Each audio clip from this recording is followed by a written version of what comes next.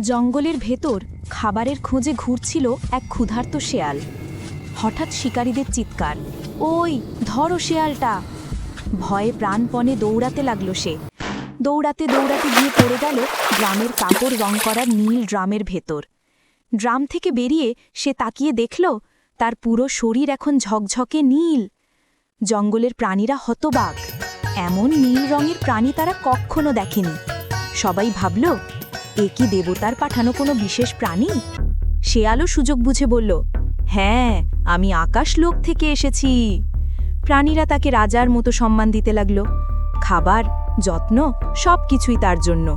প্রাণীরা তাকে রাজার মতো সম্মান দিতে লাগল। কিন্তু এক রাতে দূর থেকে ভেসে এলো শেয়ালদের স্বাভাবিক ডাক। তার ভেতরের আসল স্বভাব চুপ থাকতে পারল না। অজান্তে সে নিজেও ডাক দিয়ে উঠল।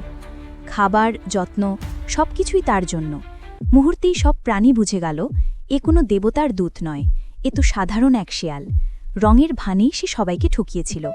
লজ্জায় শেয়ালটি পালিয়ে গেল, আর মনে মনে বুঝল, ভান বেশিক্ষণ টেকে না, সত্য একদিন প্রকাশ হতেই হয়।